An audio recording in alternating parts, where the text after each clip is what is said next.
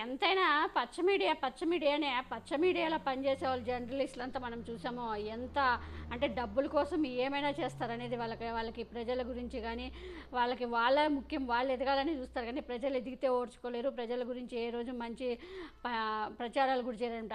ఇప్పుడు ఆ పచ్చ మీడియాలో ఒకటైన టీవీ5లో ముఖ్యంగా ఎప్పుడు జగన్మోహన్ రెడ్డి గారి మీద ఏడ్చే సాంబశివరావు ఇప్పుడు ఒక కేసులో అడ్డంగా 2 కోట్లు తీసుకుంటూ ఒక డీల్ కుదురుస్తూ 2 కోట్లు తీసుకుంటూ దొరికిపోయారు. అది కూడా తెలంగాణలో ఎంతో అంటే సంచలనం సృష్టించిన ఫోన్ ట్యాపింగ్ కేసులో టీవీ5 సాంబగాడు కూడా దొరికిపోయాడు. టీవీ5 సాంబగాడు 2 కోట్లు డీల్ కుదిర్చా టీఆర్ఎస్కి టీఆర్ఎస్ నుంచి బీఆర్ఎస్గా మారింది కాబట్టి బీఆర్ఎస్ పార్టీకి మధ్యలో వేరే డీల్ కుదిర్చి 2 కోట్లు డీల్ తీసుకున్నాడు అనమాట. డీల్ కుదిర్చినందుకు 2 కోట్లు లంచం తీసుకున్నాడు.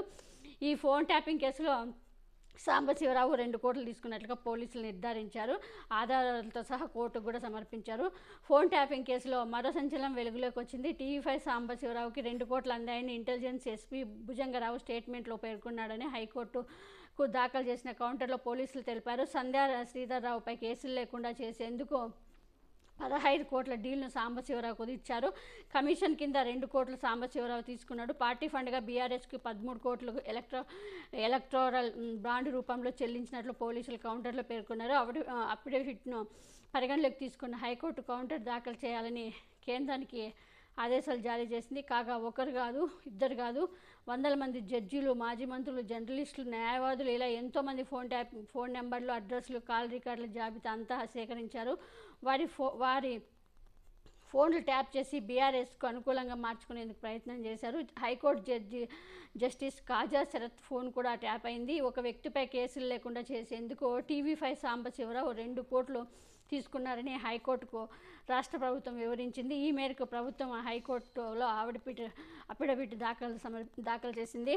సంధ్యా కన్స్ట్రక్షన్ శ్రీధర్రావు టీవీ5 సాంబశివరావుకు సంబంధించిన హెచ్పిసిఎల్ పెట్రోల్ బంక్ వివాదం ఉంది. ఈ పంచాయతీని సాంబశివరావు భుజంగరావు వద్దకు తీసుకొచ్చారు. ఈ సందర్భంగా శ్రీధర్రావుపై చాలా క్రిమినల్ కేసులు ఉన్నాయని వాటి నుంచి బయటపడాలంటే 15 కోట్లు బీఆర్ఎస్కి పార్టీ ఫండ్గా ఇవ్వాలని భుజంగరావు ఒత్తిడి తెచ్చారు. శ్రీధర్రావు 13 కోట్లు విలువైన బీఆర్ఎస్ బాండ్లు కొనుగోలు చేశారు. ఈ వ్యవహారంలో మధ్యవర్తిత్వం వహించిన సాంబశివరావు 2 కోట్లు తీసుకున్నారని భుజంగరావు వాంగ్మూలంలో పేర్కొన్నారు అని ప్రభుత్వం అఫిడవిట్లో పేర్కొన్నారు. బాగా ఇలాంటివి చాలా, అందుకని ఇప్పుడు అమ్మ సాంబశివరావు 2 కోట్ల మరి అంత తక్కువ తీసుకున్నావేంటి, ఇంకా ఎక్కువ నీ టాలెంట్కి ఇంకా ఎక్కువ అడగాల్సింటివి అంటూ చాలామంది ట్రోల్ చేస్తూ ఉన్నారనమాట. సాంబశివరావుని భలే ఇరుక్కున్నవే, అందరినీ నువ్వు జగన్మోహన్ రెడ్డి గారి పైన ఎప్పుడు ఏడుస్తూ ఉంటావు కదా, అందుకే దేవుడు నీకు మంచి గిఫ్ట్ ఇచ్చినట్టున్నాడు అని చాలామంది సాంబశివరావుని ట్రోల్స్ చేస్తున్నారు.